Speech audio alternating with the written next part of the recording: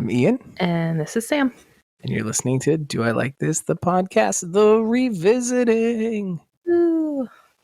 So we're doing something different and fun this week. So we are revisiting our very special friend, the Snowbeast, this week. What episode was Snowbeast? It was like 5? Yeah, it was early. It was early on.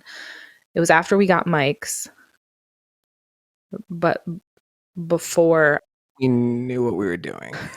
I realized what hot garbage you were going to be bringing me, because I just re-listened to it recently and I was like, why did I hate this movie so much? I kind of love it looking back on it, and we talk about it all the time. I would just like to rebuttal that point. I bring you the choicest cuts of trash. Yeah. So we're revisiting Snowbeast because we got to do something super fun. Super cool.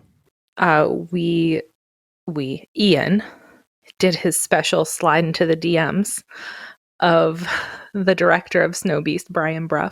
It was really cool for him to take some time. I know he has a busy schedule, and we reached out of the blue, so we're really appreciative of his time with us.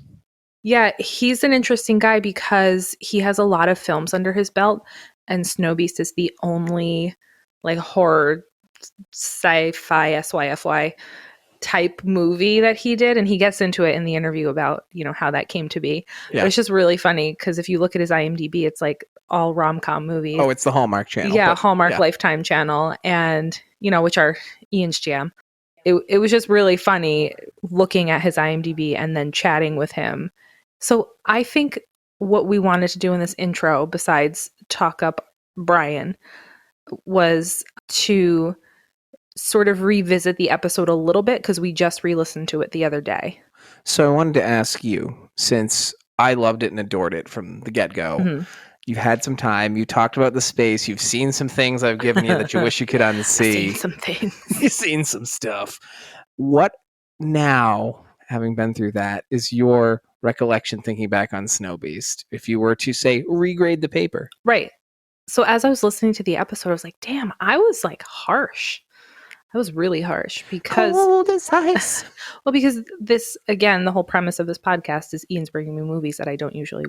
like, they're outside of the realm of what I would usually watch. That most humans would usually watch. The 5th or 6th one in. And so at this point, I was like hating all of it for the most part. We had gone through a weird stretch, too, because I opened with Bloody Bill, The Hazing, Death Machine, God. And then we did that all through the house, which was totally random. So we had no real flow, right? And you had no idea we were going to get this weird. Well, and here's the thing. I don't think this one was that weird, and I don't... I meant since then. Oh, and I don't think that we need a flow necessarily. If you listen to our episodes, I don't think there's necessarily a flow. They just happen to us. They're a thing that we go through and then chat about. But I think I've come to appreciate over time, like, the ridiculousness of a lot of these movies. And I know if anybody listens to us regularly, we refer to Snowbeast in probably every episode as like a callback. Mom is like one of our best callbacks. Snowbeast is his mother. Yeah. You know, and I said it multiple times in this episode, and I was listening to it and I'm like, damn, I was obsessed with that Snowbeast being her mom. Yeah. Like, I really wanted the Snowbeast to be her mom. But I was really like, I hated on it so hard. But looking back, like, it was fun to watch. It was really silly, which is what you want out of an SYFY movie. Yeah. Anyone who hasn't listened from the beginning, I differentiate sci-fi and sci-fi SYFY. They're two very different things. That's which why I don't disagree with at all. There was an absolute tonal shift when the rebranding happened. Right. So, I was listening to the episode and I'm like, as I was listening to myself speak, which I don't like to do, but I did it. Proud of you. I could hear that I was like involved enough in it that I think that I actually enjoyed it, but I was really like resisting any sort of part of me the dark side. Right. It really was. You're like Emperor Come Palpatine. To the bad movies. Right. You are Palpatine. So yeah, so it's pretty funny. I definitely changed my opinion on it because it is so hysterical. It's so ridiculous and fun. And the acting, like I said in the episode, the acting is good and it's fine. And, you know, there's the script situational issues, but that happens in all of these movies, and I don't know why I expected it anything different. So, because I grew up watching shitty movies like that, but then I think, it's when you're forced to watch shitty movies like that all of a sudden you're like, oh, wait a minute, I can't just walk away. I have to take notes. And I think at this point we were still watching them separately. Yes, we were. And that was a huge change. That was hard to do. It was hard to not have a person to like bounce stuff off of and to enjoy the movie with. Because when you watch these movies by yourself, they're not very fun. I was going to say, if you're watching along by yourself, all these movies, and not enjoying them with other people, you may get to a really dark place. I think I was there. You might have been there. You got there quick. I went back and rewatched this right before we interviewed Brian, and I enjoyed it again. Now, it's not a perfect movie, but every death, the Snowbeast, again, crawling up over hills, eating turkey leg. Oh my God, he is such a wonderful creature. I adore him. I said to you, I want to dress up for him for Halloween as the Snowbeast. Keep referring to Snowbeast as a him, but You're right. That's fair. I feel like if we know, first of all, we don't know the Snowbeast's gender. True. But I feel like Snowbeast is a lady. You know what? A sassy lady. I think the reason I call Snowbeast a him was his clumsy ass running around Jason London when he was trying to be sneaky, and how like you just see me doing it, being like, and so I saw that as like myself in the Snowbeast. So maybe it's just you saw a little bit of yourself. Yeah, I saw a little bit of me in the Snowbeast. Maybe I think the Snowbeast is a lady because I see a little bit of myself. I think the Snowbeast can be whoever you want it to be. I feel it's right to not label a Snowbeast. Yeah. So with that, please enjoy this episode re-release of Snowbeast with our interview with Brian Brough, the director, attached at the beginning.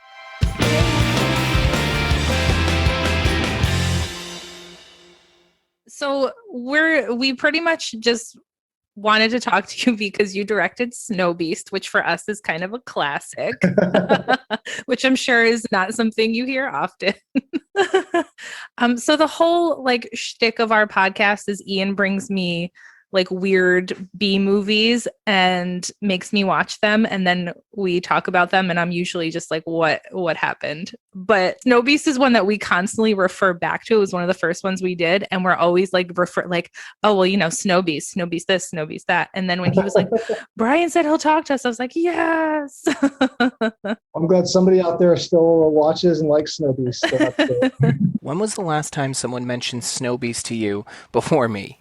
I get comments like on YouTube still every once in a while, and I don't even know if we have the movie on there or just the trailer or what. Oh, it's on there. I watched it earlier today. Oh, okay, there you go. Yeah. So, but I don't get a lot of conversations about Snowbeast now. So. So, looking at your IMDb, it's very clear Snowbeast was the exception versus your normal genres you work in. How did you end up directing Snowbeast? Honestly, back then we were trying to find, just whatever genre works best for us. So we had done a lot of rom-coms, which is what we do a lot of now. And then at the time we were trying to get in with the Sci-Fi Channel. And so, even though it's called the Sci-Fi Channel, they don't really pick up science fiction movies, but they pick up creature features. So we were just more of, okay, what kind of creature feature can we do? So we kind of really tailor-made it to fit for the Sci-Fi Channel. And it's like even to the point of, we ask you, what's the formula? And you have to have a death every 7 minutes or something like that. So that's why you have like a lot of the random people out there that die. We're like, well, can't have our main characters die yet. So we'll just keep on cutting to the Snowbeast killing people. Oh, that's funny. It definitely has that feel. So it makes sense when you say that. As someone who's seen far too many sci-fi monster movies in his life, it's almost an amalgam of what you expect watching one of them. Yeah, so that's why we did that one. It was really more of a way to try to get into sci-fi. We did the one, and there's a lot of reasons why. Like, it wasn't really the route we decided to keep on going. That is fair. Yeah. And just from just as far as a demand standpoint, it's just not the genre that the world is looking for. Even though there is a demand for it in some places, it's not really sought after as much as other genres. And so it was nice to do something a little different than what I normally do, but at the same time, I don't mean to poo-poo the genre, I put down the genre, but I hate to go in and purposely make a subpar movie Understood. Right. And believe me, we get that more than anything. Definitely. It's sort of the point is that you're not getting, an Oscar-winning film or Yeah. something like that. It's supposed to be fun. So, we joked a lot about Snowbeast, but at the end of the day, it's fun. So Absolutely. What are your memories from shooting that film? Does anything stand out? Anything you love? Challenges? Or just made you shake your head? We're really fortunate that we actually got a lot of real snow that year. So, we filmed it in Utah where I live. And surprisingly, we have years where we have a lot of snow and sometimes we don't get much snow at all. And so that year, all the snow that's falling down, all the snow you see was real snow, and it was fit really well for that kind of a movie. Everywhere we went was just tons and tons of snow.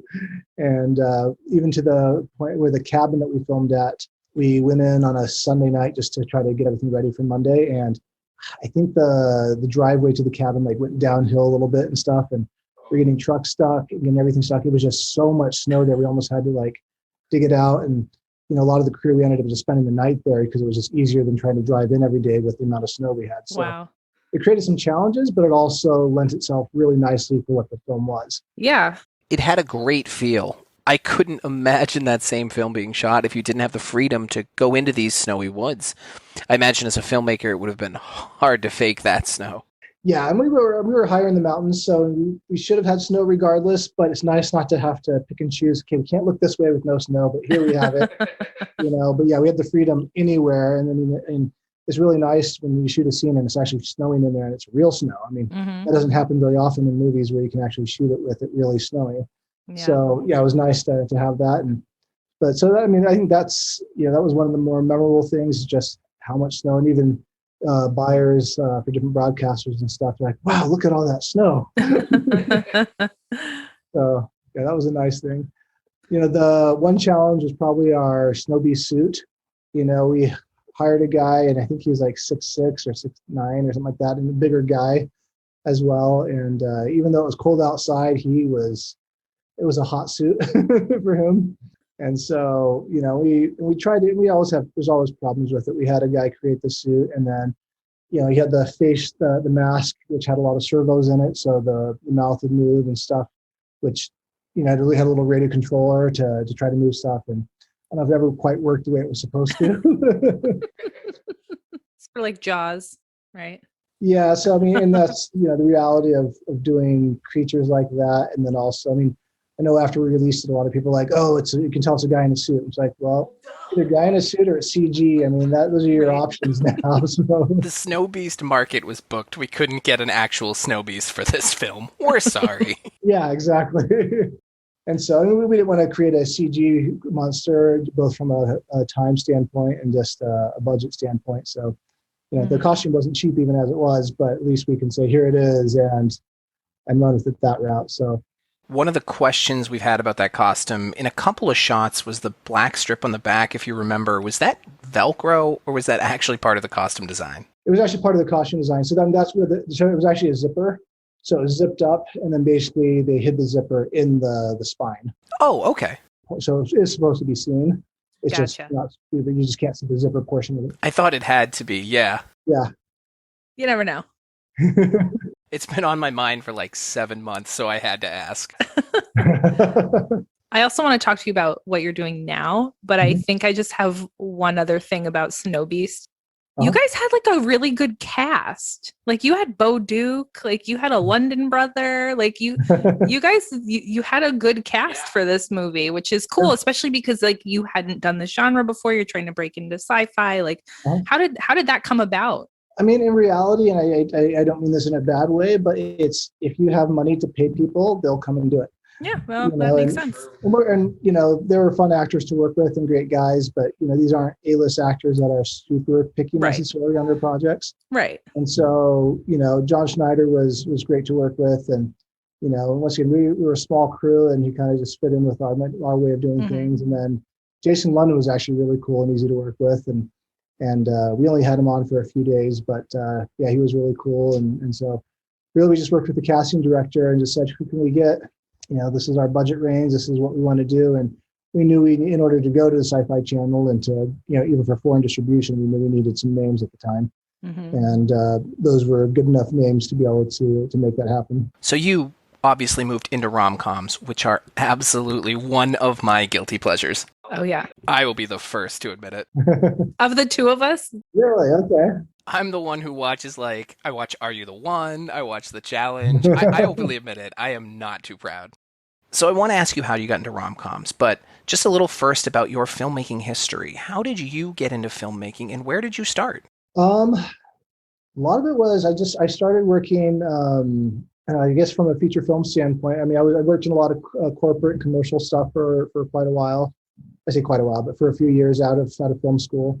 And then kind of got into, I started back when everything was still shot on film. And, I started working there as a first assistant director and a production manager. And so I did a lot of the lower budget films that were done in this area, kind of got experience from just being around that. And then a few years later, I just thought, you know what, because we had a production company. We weren't necessarily producing a lot, but everybody has a production company.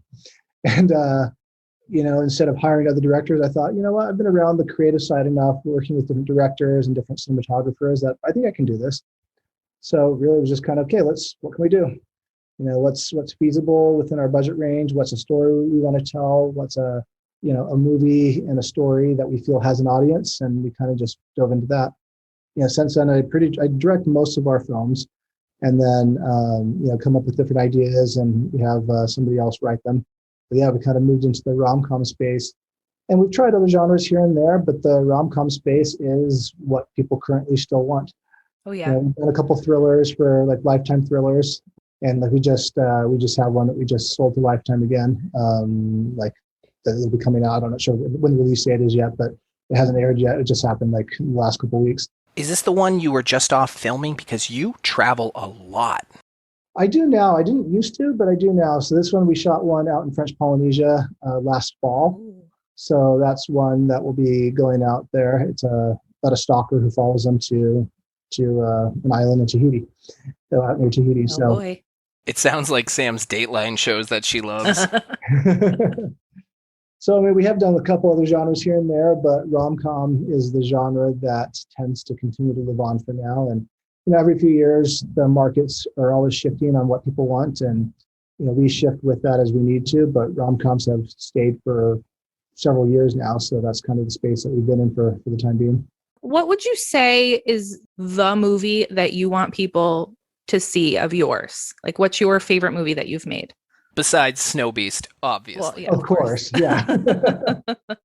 One that I like, it actually ended up going to Hallmark, was called Timeless Love, which was, I found the script online actually through a script writing site. And I read the script, which the script was not very good, I hate to say, it didn't really work for us, but the concept was really cool. And so we contacted the writer and said, look, can we just buy the concept from you? And we want to rewrite it ourselves, but the concept is really cool. And I like it because even though it's a rom-com, there's a little bit of a mystical or fantasy element to it. So it's a little different. And then, the actors we had that were in it did a great job and were fun to work with. So all around, I think that I like that one. At least from what I've done in the last few years, that's probably my favorite, just because it was different and not as formulaic as most of what we do now. Right. In the rom-com genre, so as someone who's watched, like I said, far too many, are there particular challenges shooting one? You say, and I've seen it, that there's some formulaicness to it. Does that cause challenges? For me, the biggest challenge is how do you keep it fresh? When there's so many Hallmark movies and so many Hallmark-like movies, I guess, and they all follow a pretty similar formula, is how do you not have it be boring? How do you not have it be as predictable? You always know the girl and the guy are going to end up together, but how do you make the journey a little different? So, we actually yesterday had a brainstorming meeting. We do this every couple of months. It's like, okay, what are some ideas that are trying to be a little different? And it's fine to follow the formula, but we like to try to find things that might be a little more unique, just nothing else, to make it more fun for us to do. But I think the audiences resonate with that as well when they watch something. That was the case for Timeless Love. We've done a few other ones in that vein where it's like, okay, here's something that's a little different. And, you talked about, we've been traveling a lot recently, and a lot of it is we did it partially because of COVID, but also because it differentiates the movie. We filmed one movie in Aruba in was it April of this year, and not many people film in Aruba. So when you showcase Aruba, it looks different. It has something that's what it has going for it. We just got back from Albania and filmed there, and once again, it's like we use Albania to be Italy, for example. But we did that, the story lends itself for there, but also it's it allows the audiences to see something different and not, even though the formula may be the same, at least the visuals and the setup is a little bit different. And from your Instagram, some of the locations, I personally don't know much about Albania. This was really the first time I saw much of it. It was just absolutely stunning, the house and the vistas you were shooting. Yeah. I'm just waiting now for you to release your shark rom-com where you have two marine biologists falling in love in the cage underwater. Ignore him. We were actually just talking about like a whale researcher up in Alaska for an idea. So. No sharks, but hey. So you run a production company, from what I can tell. Is that true? Yeah, so we kind of have everything. So we develop it, we produce it, finish the post, and then we actually have a distribution company as well. Oh, that's awesome. We run it from the initial idea all the way to getting it to the individual buyers. Marvelous. So what are you working on now that you're excited about that maybe we can get people excited about? Yeah, we're in post-production on the Albanian movie that we just shot, which is called Just Add Love. It was Recipe for Love, then we changed it to Just Add Love. We'll see what it ends up being. So we're working on the edit for that. In the next couple of months, we've done a lot of modern day fairy tales. If you look at my filmography, so we actually have another Beauty and the Beast story that we're doing. Okay. That we're looking to shoot in Turks and Caicos. So we're heading out to the Caribbean again to shoot something. So that's our next stop. And then we have another script I was reading today that for something we'd shoot here locally with a different director, but one that my company would be producing as well. So. And I guess I'm asking this out of order, but that's okay. What were some of the films that really inspired you to either get into filmmaking, or as you were getting into filmmaking, you saw them and were like, this is really what grabs me about this job? I get asked stuff like that a lot. I don't know if I have great answers necessarily. For me, filmmaking was it was just something fun to do. And even when I started doing it as a kid, I never saw it as a career option. It was more of, this is just kind of cool. I mean, nowadays with YouTube, everybody wants to do something video related, and that didn't exist when I was growing up. So, I mean, there's things that I liked. I mean, I don't know how influential they were, but the ones that I liked, I remember like The Abyss from James Cameron back before, everybody knew who James Cameron was. It was just a very creative, except for the very ending. The rest of the movie was really cool and a great story. I wrote a paper on it in college. It was a huge undertaking of how they made it, and just really cool to see what you can do with it. Yeah. So, and that's one that probably stands out more. Well, that's cool. And so you've gone from that appreciation to having this whole company that you from start to finish that you just kind of oversee. That's awesome. That's really cool.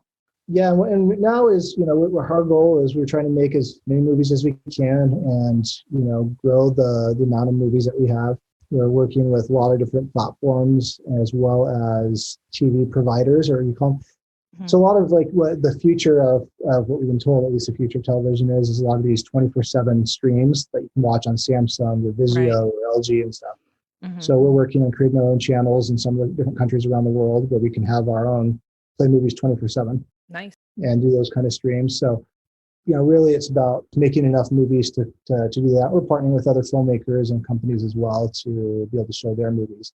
But yeah, we go from every aspect all the way to, when we get to there, it's streaming movies we've made 24 hours a day, Fortunately for those channels, you have a prolific backlog to fill up some of that time. This year, we'll probably do 5 or 6 movies by the end of the year. And we're trying to, other companies, bigger companies are doing 200-300 movies a year, and we're not anywhere close to that, but just trying to do as much as we feel we can handle right now. That's amazing.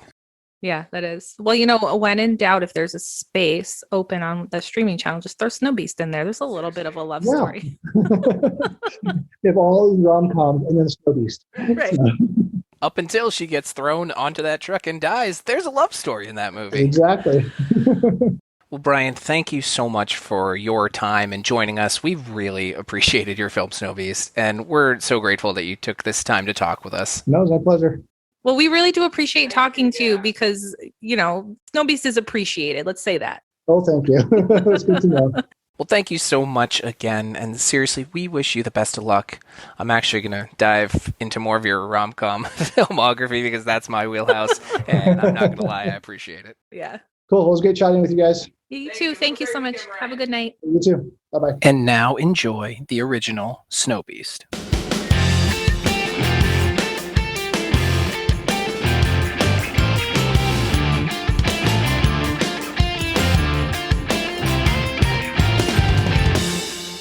Hey, everybody, I'm Ian. And I'm Sam. Welcome to Do I Like This, the podcast, Yay.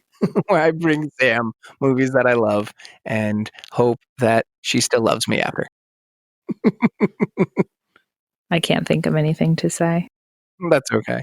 So before we dive into this one, I just think Do not spill that on my grandma's couch. that's why I have the fancy desk. She will haunt you. You're lucky she's not going to haunt you from the way you're sitting on it and bending her cushions. They're wonderful cushions. Thank you, Grandma H. We should write a movie about a grandma who haunts people who mess up her perfect, pristine 35-year-old couches. Or other heirlooms that they get from her. Nobody steal that idea. Copyright via my mouth. So this week we did Snowbeast. Snowbeast. How appropriate because there's a lovely blizzard outside.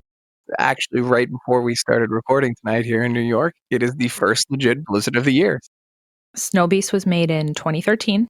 It felt like it was more early 2000s, but 2013. I think 2013 was when I last saw it too, because I remember when this came out. Because it was on TV, right? It was sci-fi. Ugh.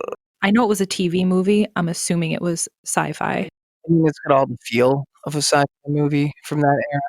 I mean, the budget seemed bigger than their normal fare, though. They had Jeremy London for like 4 scenes. Yeah, Strong budget. right. We'll get to that.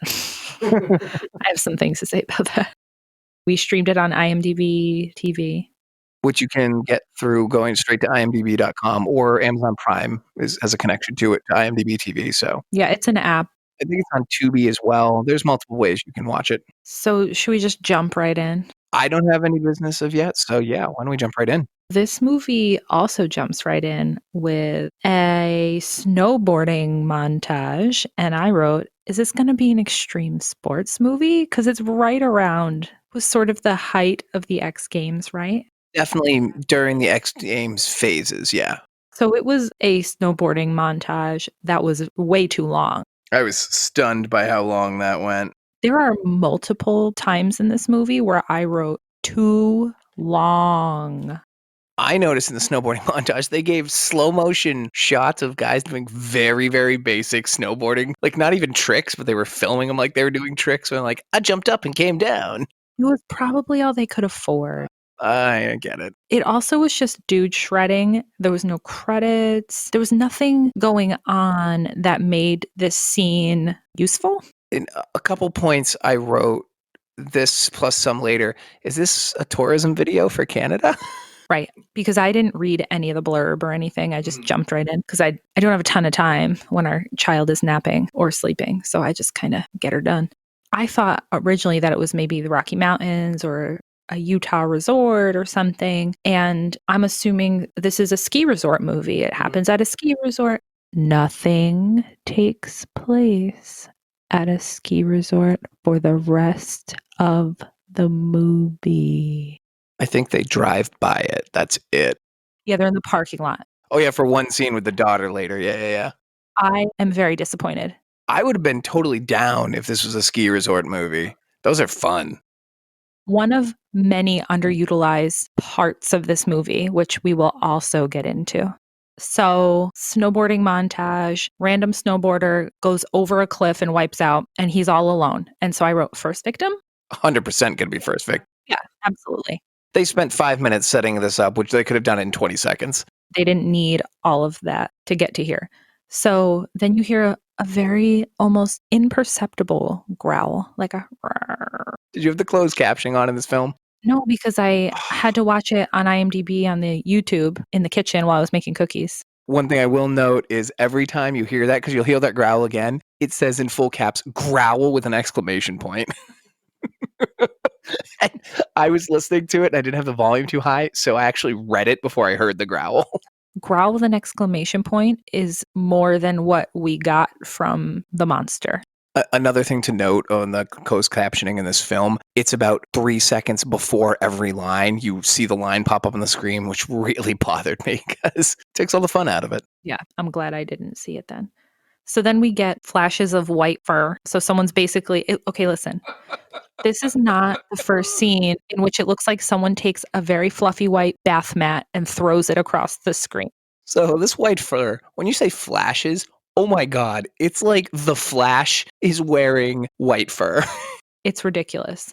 Then we get that weird monster point of view. Oh, I call it Snowbeast heat vision. Yeah, but it wasn't heat vision. It was oily lens flare vision. It was just monster vision, and they didn't have any reason for it to be that way. That just was. And again, this whole scene with the growling flashes and whatnot was way too long. You know, it's funny. It was really only like a 3-minute scene, but it felt like a 20-minute scene. What? And I wrote, and this was minutes into the movie, why is everything too long? Because the thing kept flashing and growling, and then the guy would look around like, ugh, ugh. It happened for too long. I'm going back to what we said in Bloody Bill. They needed to get to 90 minutes. It almost felt like they needed to get their money's worth and put every single shot that they shot into it. Similar to Bloody Bill, but not quite as noticeable. And with less repeats. After that super long stalking, I guess, the beast is doing.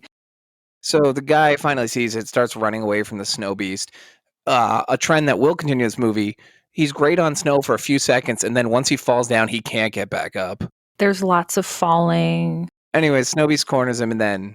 So the Snow Beast fake paw slaps the guy. Doesn't slap him. It's one of those hits that you can tell he didn't actually hit him. Oh, yeah. And nothing happens.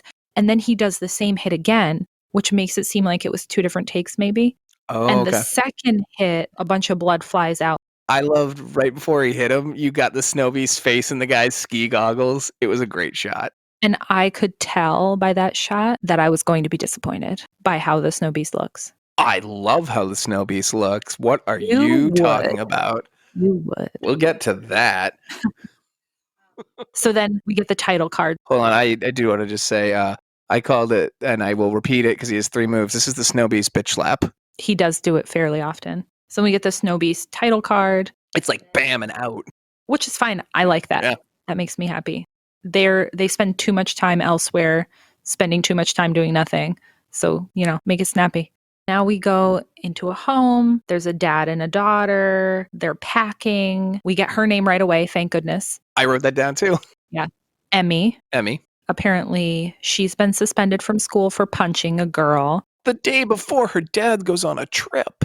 Right. And so he's going to Canada for biological research of some kind. Which we'll learn more about. Right. She's angsty and whatever. She's got a purple stripe in her blonde hair. Teenager, as movies portray them. So I wrote here, that dad is a famous-ish actor. I'll Google him later. And then halfway through, I realized he's Bo Duke from the Dukes of Hazzard. And he's been in so much random shit over the years. I knew he was a known actor. I also knew he was phoning it in from the beginning. Oh, so the acting in this movie is not a problem. No. It's not bad at all, especially compared to everything we've already seen. But he's just genuinely not trying to deliver some of these lines. He's a little disinterested. Yeah. Kind of aloof, but really not bad. No, he's still, if you're not watching this with a critical eye, you don't even notice it. And I think it kind of serves the character as being sort of laid back, doing his thing. No one in this movie has a very good emotional range, except for Rob, who we'll get to, who I at first was irritated by Rob. I love and Rob. To the audience, we will get to this, but I'm talking to Ian right now, and so you're listening to it. He is introduced later as one of the research assistants. Part of the dad, whose name is Jim, which we don't get forever in this movie. I wrote down when we get it. He's part of Jim's team. Jim leads it. There's Rob, and there's a woman as well. Let's just get to it because it's right here. Okay. Dad is a research scientist. And so I wrote, so let's see how badly they fuck up science. No, they didn't really fuck up science. I was really happy. They fucked up a little bit of science when they were talking about maybe it's a bear. Yeah, all right, we'll get to that. So then we get some mountain vistas that I'm sure will be reused 20 times, but they were only reused like 10 times. I enjoyed every time they had mountain vistas for the first like 20 minutes of the movie. It was like the NBC Olympics music was playing. The music in this was so bizarre. The horns and the dun dun dun dun dun dun dun dun dun dun. Yes, it did not fit the rest of the movie. It was awesome. So I thought it was like a promotional Canadian trailer. We get introduced to the dad, whose name is Jim, which we'll get later. His partners, Rob and Marcy, who yearly, for at least 4 years, we get later, have been going up to this cabin in Canada to research lynx. And I was confused what they were tracking. I have it written down here when I do finally figure it out. Here, I just wanted to note, yay for giving us character names. It made me so happy. I loved it. I thought they were married at first. They're not. I did too. No, they're not at all. Because they were talking, they meet up, they're in like, they pick them up in a truck and they're driving together. They're like, this is Rob and Marcy. And I'm like, oh, Rob and Marcy, the couple. And Rob's like, yeah, we'll be fine. It'll be a good time at this cabin as long as Marcy isn't cooking. And like, it's like, oh, the banter of like a married couple. Right. They make it a thing in this movie that Marcy's a bad cook and that Rob is full of useless information and it's kind of a doofus. I don't understand why they did that. They don't really pay off in any way whatsoever. No. If anything, it did a disservice to Rob's character, who winds up being the best character in the movie, by the way. Oh, and it's like, there's Rob, and then you could fall down a flight of stairs to the next best character, which I think is Emmy. I don't think so. Or actually, no, let me take it back. It's the Snowbeast. It's the Rangers as a pair. Okay, yeah, fair enough. Who were very underutilized. Yeah, we'll get to that. So they give them these weird character traits, which, like you said, don't pay off in any way. And I think it was maybe to give them like character development or whatever. It just was annoying because I kept looking for why that mattered. They kept going like, oh, Rob, he knows all this weird stuff. So I'm like, oh, at the end, he's going to have some weird revelation and save the day, right? Well, he does save the day in a way, but not that way. Not using trivial information. So then they're all in the car. They're having some random car banter. We skipped over a major thing. Jim's forced Emmy to come with them. Oh, yeah, that's pretty important. Okay, so they're all in the car now, all 4 of them. They're in a truck. And they have a little car banter about what they're doing in Canada, which is tracking lynx. I still don't know if they tell us at this point because I didn't hear it. Then Emmy looks out the window and goes, what is that? And it shows you that she's looking at a ski lift and a mountain with skiers. And I'm like, she's never seen a ski lift and mountains? Oh, yeah. And then she says, oh, can we go skiing? I'm like, bitch, you don't even know how to ski. You don't even know what a mountain is. Right. So bizarre. I did enjoy how right after that, this follows with the tourism theme, Rob delivers did you guys know over 15 million people ski and snowboard in North America? And Jim goes, fascinating. Like he deadpanned it. His not trying nailed that line for me. They set up that they have 2 snowmobiles. And then we cut to what I'm pretty sure are like park rangers or something. They're not the police. So we have a younger one and an older one, evidenced by the older one calling the younger one kid. They're hanging missing posters. The older one doesn't really care. The younger one, he still has the bright eyes of optimism. And I wrote, he's familiar too. Oh, wait, it's T.S. Quint from Mallrats. Yeah, it's Jeremy London. Right. I knew it was a London brother. I just didn't know which one. And so that's set up. And then we cut away, unfortunately, because they were a little bit of comic relief, a little bit of fun. I thought they were going to be a major part of the film. Me too. Because Jeremy London, in my mind, is the second biggest actor in this film, if not the first. Not to mention, how much more fun would this movie have been if the Rangers had a larger part? The Rangers and Rob would have made me real happy as a team. Rob was totally utilized appropriately. The Rangers were very much underutilized. I almost feel like the Rangers were there for one scene early on to show that there's a bunch of people missing in one area, and they only kept them a little longer because they paid Jeremy London enough money, so they needed to shoot him a couple different scenes. They set up stuff with those 2 that is coming in our little synopsis here that I really expected to pay off, and nothing came of it, and I'm very disappointed. What could have been? Right. So we get the group of 4 arriving at their remote cabin, and Emmy is surprised at the remoteness. She's going to fucking Canadian Rockies with a bunch of scientists. What did she expect? What she got was a glorious cabin. Right. So there's no cell service. The satellite is, quote, sketchy. This is obviously a setup for something. The dad asks Emmy, to help with food. She retorts something about, that's why mom split, blah, blah, blah. Something along the lines of, Emmy, you got to take some responsibility and chip in around here. And she's like, that's what you said to mom right before she left us. And I was like, cold. Yeah, I wrote, great, she's a jerk. Then it's established that Emmy might have a crush on Rob. She's very creepy in this scene, and he's just a clumsy weirdo. So we should distinguish. Rob is probably in his late 30s, mid 30s to early 40s. Right. Emmy's 16. Yeah, well, she's supposed to be. Ish. She looks like she's about 20, but whatever. That's not the point. We never get how old she is. We just get that she's still in school. So her dad yells at her, tells her to knock it off, tells her Rob's not interested. And then he goes to Rob, you're not interested. And Rob is just like, and he falls on the floor. What was that? Oh, I love that. I don't know what it was, but it was wonderful. It's just setting him up to be a clumsy weirdo, which doesn't come to anything either because he winds up not being clumsy. I almost wonder if he accidentally slipped. They're like, that's perfect. Leave it in. I doubt it. So then we see Marcy's outside messing with the satellite. And then her and the dad, who at this point I still didn't have this name, so I just keep calling him Dad. They are having a little heart-to-heart on the porch. And I wrote, are they together? I wrote, Dad's gonna bang Marcy. Right. Because she puts it out there hard. So we get that the mom that left, her name is Kim, and he can't figure out why Emmy is so angsty. And it's like, you can't?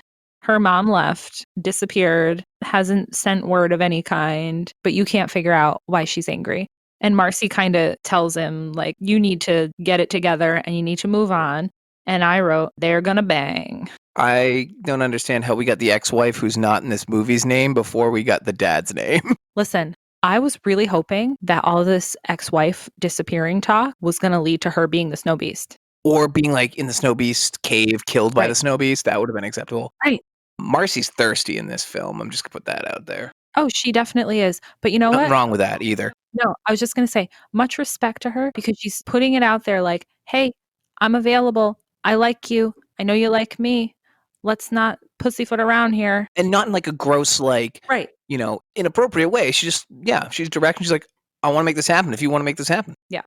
So then we get a scene with the Rangers, and this is so much fun, and I really wish that they ran with this. So the younger guy, I keep writing TS, it's the London brother. His name's Barry, we finally learn in this scene. Barry, right. Ranger Barry. I wrote that down. So he's putting pins in a map where people have disappeared on the ski slopes or whatever. And the older guy is like, who cares? People come up here all the time and get lost. And he says, quote, that the snowboarder that died at the beginning is probably in Paris starting over. What? I mean, the most direct route to Paris, if you are going to start over, is through Canada. Well, it's known. And he was obviously a young man. And the guy's like, he's hiding from an ex-girlfriend or money. Running from his bills. Right. That's what he says, running from his bills. And I'm like, dude, the guy was 20 maybe? Maybe. It was just really funny. Their rapport was great. Well, and this scene was funny to me because I'm thinking, oh, we're going to get the young ranger dragging along his partner who doesn't give any fucks. And they're going to go out and do some investigating and their weird banter. And they're going to hook up with those 4 in the cabin. And they're going to solve the beast problem. I really thought that Barry was going to wind up being Emmy's love interest or something. It's a better movie. So I'm like, okay, I can get where this is going. This is going to be fun. Nope, none of it. So just a point you kind of made me think of there is usually in films like this, the younger Emmy character would have some sort of love interest or peer. Right. She has no peers. Her only love interest is a random guy for a second. And this movie goes against a lot of the tropes really hard, but not in a way that is necessarily fun for the viewer, in my opinion. We're on the same page with that. And There's a note or two we'll get to that I wrote. Like, the movie did something I wasn't expecting here. I'm not actually a fan of it. Yeah, they did that a couple times, and I With wrote these that two down. guys is one big, Oh, yeah. And then with one of the main characters later, I was like, some things they set up for the whole movie, and then they either blow it up in your face or just let it fly in the wind. Now we get one of my favorite scenes in the movie coming up. Oh my God, do you want to describe it? So we have this truck driving down the road. It's like an old beat up GMC. The roads here up in Canada, it's snow walls on each side, like 2 feet high, so very narrow. He stops in the middle of it, to which I said, great, you're stopping in the middle of a road. No one can get by you, whatever. Guy gets out. He's kind of like your outdoorsy guy in his flannel with his flannel floppy-eared hat. Guy gets out, looks at a map, goes, I'm not lost. I gotta pee. So he walks in the wood to pee. As he's peeing, we cut. So shot from like guy, look at the guy's chest upwards. We cut. He clearly sees something to the Snowbeast's eye staring at him through a hole in a tree, watching him pee. It was so great. Oh, the Snowbeast is such a creep in this movie. It was so funny. I laughed. Oh, It really is. And that shot of the Snow Beast, it looked just like the Jim Carrey version of the Grinch, but gray. yeah, okay. I can see that. It was extra creepy that he was creeping on and peeing. Guy runs away. Snowbeast catches up to him at his truck. Guy tries to get in the locked passenger door for way too long, which lets the Snowbeast catch up. Oh my God, yes. Snowbeast slap his face, Yes. murdered. So the Snow Beast smashes the guy's face into the window, and then the blood goes down in a line from the guy's face, and then you see over that the Snow Beast's face. I love it. I love it. So, okay. It reminds me of like one of the bad guys in the Power Rangers show. Right. It's obviously a person wearing a suit. Mm-hmm. A dingy white gray gorilla suit, complete with nipples, and the face looks like something out of an 80s movie. It looks like a puppet. You know what I mean? How the mouth was moving, it almost looked like kind of like the Turtles movies and stuff from like the late 80s. Yeah. It was like a rubbery puppet snout. It was great. I loved it. With red eyes. Oh, I loved it. You guys should Google it and just look at it because I was disappointed. I don't think they should have shown its face. All right, so I did think they show it way too early. We'll post, you know what we'll do? We'll post a picture of it on our Instagram. Right. But I also kind of don't hate that you can see it because the movie's clearly going in on it and being like, this is our Snow Beast. No, I don't agree at all. These sort of movies with monsters like this that are stalking people, hiding in the woods, you're seeing the monster vision, you can't see them, or at least all of them, until the very end. You need that payoff. Especially if it looks like a demented, I don't want to use that word. No, I'll use that word. A demented, abominable snowman. That is a great way to describe it.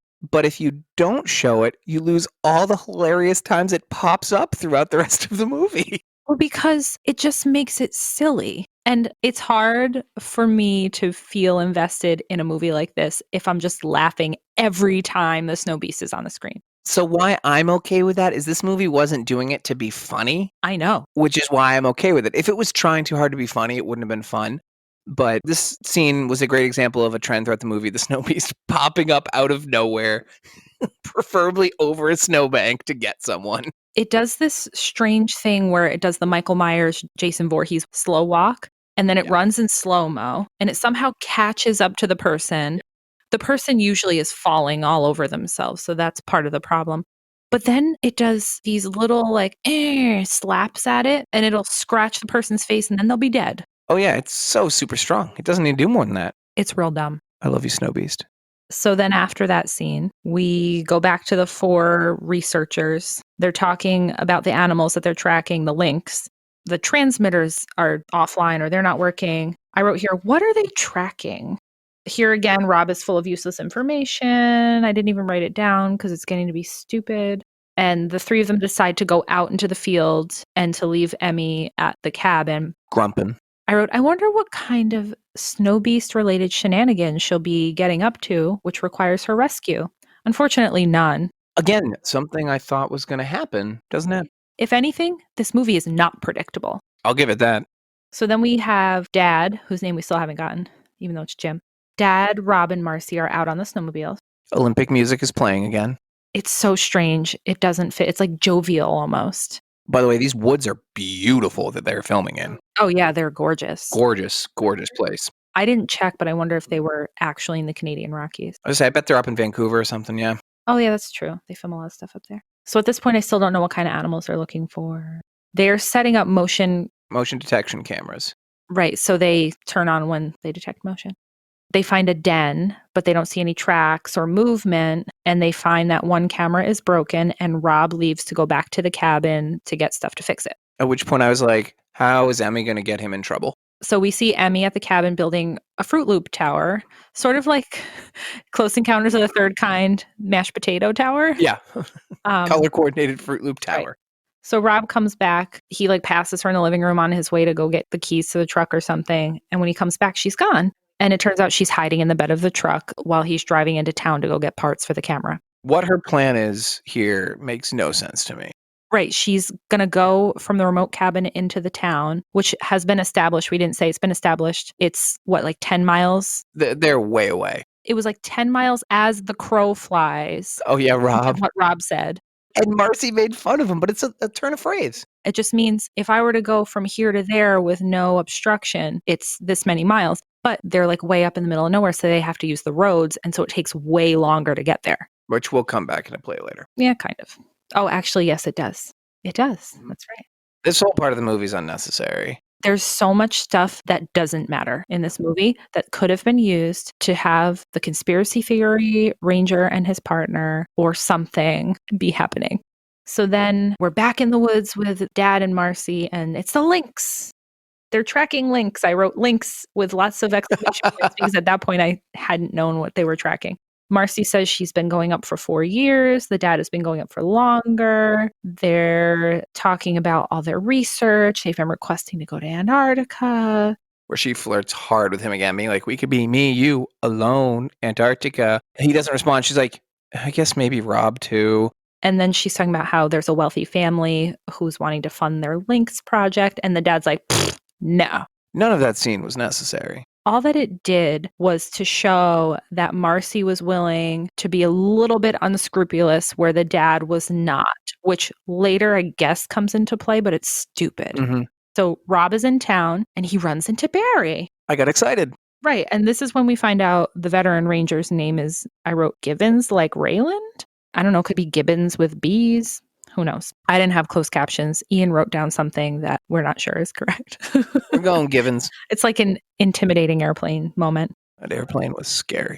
Rob sees Emmy because they're in the parking lot of the ski resort? Yep. Okay. Getting parts for the camera. Whatever. Rob sees Emmy across the parking lot because she must have jumped out, chit-chatting with some dude, and he basically just goes and grabs her away from the ski bro, and she's He cock blocks that dude hard. As he should. Correctly, she's 16. Or whatever. And he's like, what are you doing? How are you going to get back to the cabin? She's like, I don't know. Yeah. So the people in this movie ask legit questions. Rob is on point most of this film. Well, and Emmy also asks legit questions. Mm-hmm. Things that typically are not asked in ridiculous movies like these. So you know what I find interesting is the character change we're going to get from Emmy. This is the last time she's a grumbly teenager. She just turns into a part of the gang. Right. And she stops being so angsty and pretty much becomes functional and a little bit more self-aware. So this is when I want to say, this is the last time we see the ski resort. We see skiers and snowboarders randomly as they get eaten by the Snowbeast. Actually, I think the next scene coming up is the last one. I really thought this was going to be one of those ski resort movies. So I can't tell you the level of disappointment I feel. Why on earth would you have thought this was going to be a ski resort movie? Or something. It's like they opened with 8 minutes of the ski resort cut. And then that was it. I didn't realize until you just said that right now that we actually don't see it again. And there's an hour and 10 minutes left in the film. So then we get to the hikers. Oh, I have some notes about it.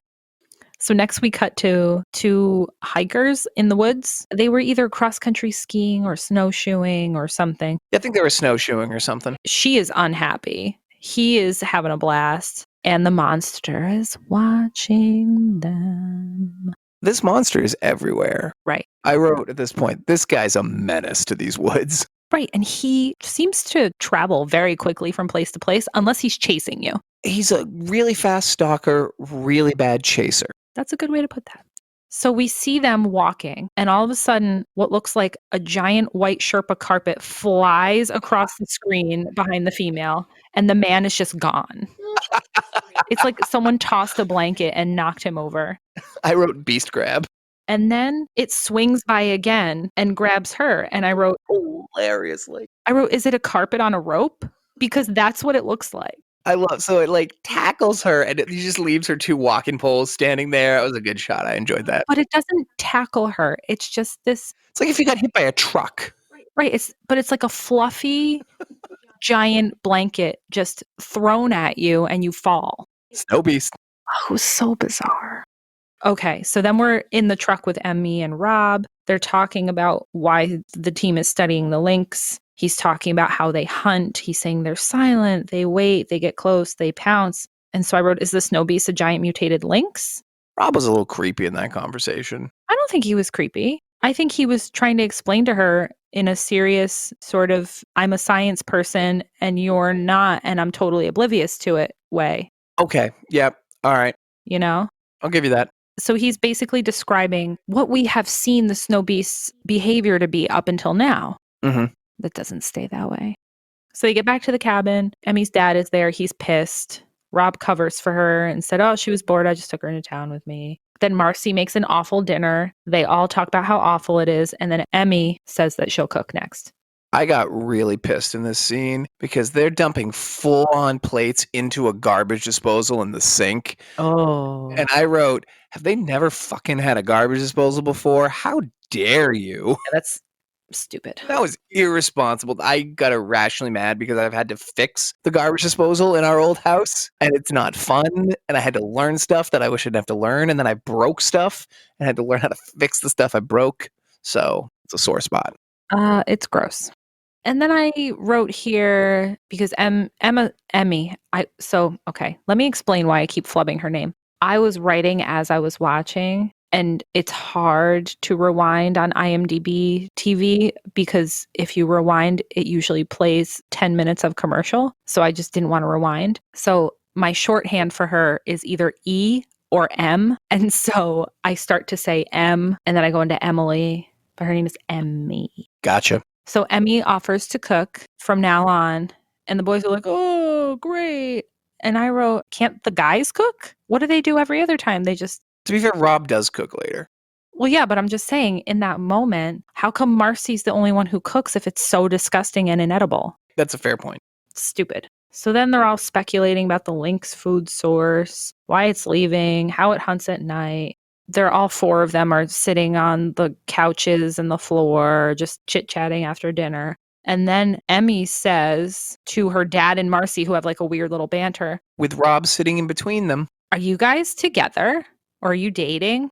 And the dad's like, Emmy. And Marcy goes, not yet. I respect the hustle. Yeah. And she just gets up. She's like, I'm going to bed. See ya. Like, no big deal. And Rob's like, well, that was awkward. I'm going Rob's to like, bed too. I'm going to go to the trash. And then I thought the funniest thing was that the dad says to Emmy, I didn't raise you to just blurt things out. What does that even mean? I got to say nothing. No idea. Such a weird thing to say. Especially because this is the daughter who he raised who just got expelled for fighting, but he's worried about her blurting things out. I just think it's funny. I don't think anyone specifically raises or teaches a person to not blurt things out. It's very strange. It's a very interesting phrasing. So then the dad is being super awkward and Emmy's just grilling him about Marcy, and it's pretty funny. But you can also see they're kind of bonding a little bit over it too. Like, she at this point is like repairing her relationship with her dad slowly. So then we see Rob taking out garbage and we hear a growl and he runs back inside. It said growl exclamation point. It is not. No, it's just like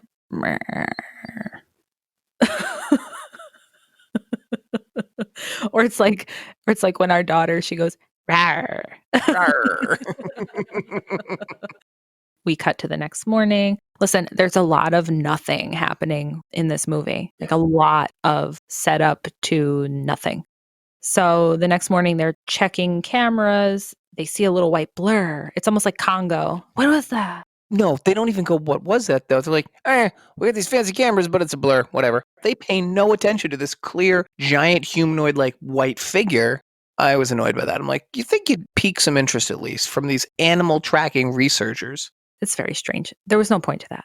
Then Emmy says, I'm hungry, and starts talking more shit about Marcy's food. And I just wrote, what the fuck is with this weird subplot? What is it? It never pays off. I thought maybe she was going to accidentally poison the Snowbeast or something. That would have been fun. I feel like one of the writers' exes must have been a shitty cook, and this is just them working something out. Don't get it. Makes no sense otherwise. Then we cut to all four of them decide to go out to the woods to check the cameras. So they bring Emmy with them, and Emmy finds some Bigfoot-looking tracks. And at 31 minutes, 51 seconds is when we find out the dad's name is Jim. I wrote that down too. I was so proud.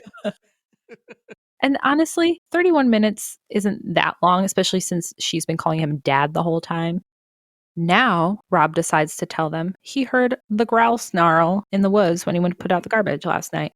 Why did he take so long to say it? Rob's methodical. I'll give him that. I think Rob is a little flighty. Well, they're making him out to be that way. So then Rob and Marcy are off to one side talking about the awkward romance between Marcy and Jim, or like the would-be romance, because she's totally into it and she's just kind of waiting for him to get it together. And then Jim is showing Emmy a lynx cave or something, and there's a whole conversation about a mother lynx leaving and leaving her cubs behind. And Emmy's like, but why would she do that? And he's like, well, because she thinks they're strong enough to survive on their own. Blah, blah, blah. I didn't write anything about this because it was absolute garbage. Agree. None of it needed to happen. They spent far too much on this mom leaving subplot. It didn't matter at all, unless the mom was a snow beast. She could be? I really wish that that's what Spoilers, it it's not the mom. It's not. It's just a snow beast. They're back in the cabin at night. There's more lynx talk. Jim goes to go get wood. He's looking off into the woods. I actually was very impressed that Emmy was the first one to suggest something might be eating the lynx, which is why they're no longer there, because all these scientists are like, I wonder why they would have left. Maybe their food source went away. And Emmy's like, what if something's fucking eating it? And her dad's like, that's a nice idea, Emmy. And I was just like, asshole in that moment. Right. So Jim goes out to get wood. This is hysterical. Jim goes out to get wood. Sorry. So this is really funny. He's getting the wood and he keeps looking up into the darkness in the woods, staring off like he sees something, but apparently he doesn't. And then as soon as he turns, oh my God, the slow rising up from behind a snowbank of the snow beast. I laughed so hard out loud. So good. So it did have a closed caption. There were growls happening in that moment, closed caption wise. There was some growling. So what happens is it very slowly like peeks its head up over the snowbank and goes, oh my God. It was hysterical. I love it. That's why I'm all in on them showing the Snow Beast, because those moments are so good. This guy's Snow Beast SWAT team. Seriously, I can't think of a monster creature, like not a Jason or a Freddy who's a humanoid monster, but a monster that's been as sneaky as this Snow Beast. I think there are probably many. I just can't think of them. You just get really invested in whatever we're watching at the time, and you're just very enamored. The next movie we see. Oh yeah, it's my love for these movies and these genres. Like, I love the Snow Beast. I'll be it for Halloween. You get me that costume, I'll wear it. Don't you tempt me. We can make that happen. I'm trying to tempt you so you make that happen. Okay. So... Oh, okay. So the Snow Beast walks up to the house. Oh, yeah. And, we see Snow Beast vision, and it's looking at the garbage and the snowmobiles and the closed caption. So we go inside the house and we see people sleeping. Over them sleeping, it says destruction noises from outside. I wrote, why? Is it mad at them? What happened? They've had no interaction with it yet. Yeah, it's basically just rifling around outside, growling. Everybody wakes up and it smashes up one of the snowmobiles. Why just one? I don't know. Maybe it was the closest.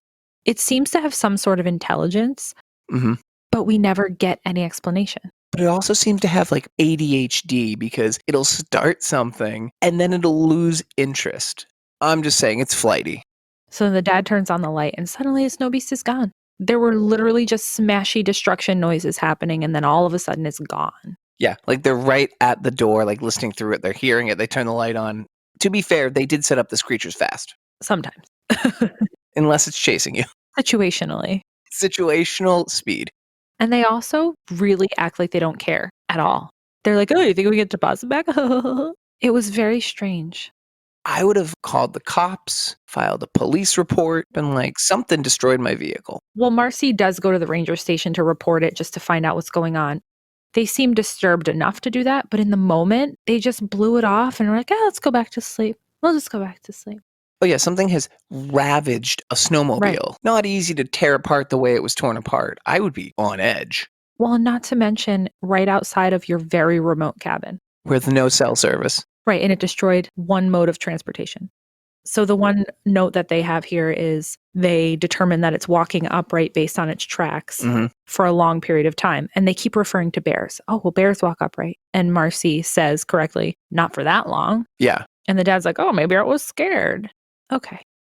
So then Marcy says she's going to the ranger station to report it. And then, this is funny, she goes to the ranger station. She meets the two rangers, Heckle and Jekyll. And according to his, what I call, ranger map of conspiracies.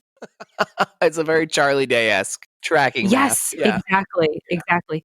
It turns out their cabin looks to be ground zero for Snowbeast activity. Yeah. And I got excited because I'm like, oh, the Rangers are going to hook up with them and they're going to have a little thing. No. Very disappointed. I wrote at this point, we're at 41:19. It's been like 10 to 15 minutes since we'd had a snow beasting, and I really was disappointed we hadn't had a snow murder. They needed so much more snow murders in this movie and less exposition. They started off pretty rapid fire, like one every like 5 minutes or so, the first like 10 to 15 minutes. So I was like, okay, keep up that pace. They do not. There's just too much hanging out at the cabin. Got to get that hangout, that fireside talk in. Yeah, and messing around with cameras in the woods. You only needed that once or twice. They spend an inordinate amount of scenes. So they have these 4 computer monitors set up for the cameras in the woods where it's either Emmy or Rob or Dad just looking at them and talking about the nothing that's happened on them. Yeah, and one of the cameras goes down in this next scene and Rob can't fix it. So Jim pops in and is like, all right, let me try. Like, dude, this is your camera guy. But I guess they're trying to set up Rob as dumb. I don't know. They couldn't fix it, so Rob and the dad go on the remaining snowmobile and leave Emmy alone with a radio so they can go fix the camera because Marcy's out at the ranger station in the truck. Now, it's 41 minutes, 16 seconds. We go back to the Rangers. Yeah, that's about my feeling on this too. So Barry stops the truck. They're driving their truck. He goes, I see something out there.